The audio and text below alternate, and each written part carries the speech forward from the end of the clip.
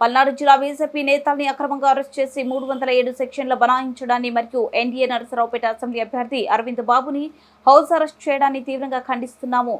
Narasaraopet assembly BJP convener Rangisetti రామకృష్ణని YCP నేతలు ఒత్తిడి మేరకు అరెస్టు చేసి అక్రమంగా హత్యాయత్నం సెక్షన్ అయిన 307 కింద రిమాండ్కి తరలించడం అత్యంత హేయమైన చర్య. ఈ సందర్భంగా నేను మరియు జిల్లా ప్రధాన కార్యదర్శి Gudipalli Krishnamohan, assembly co convener Kata Anjanareddy సహా 1వ పట్టణ పోలీస్ స్టేషన్లో ఉన్న రామకృష్ణని పరామర్శించి వాస్తవాలు అడిగి తెలుసుకున్నాము.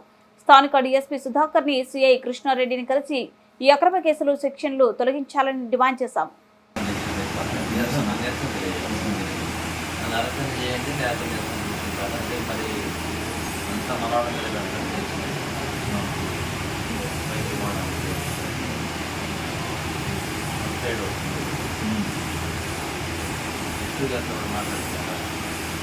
మాట్లాడారు దగ్గరికి మాట్లాడిన తర్వాత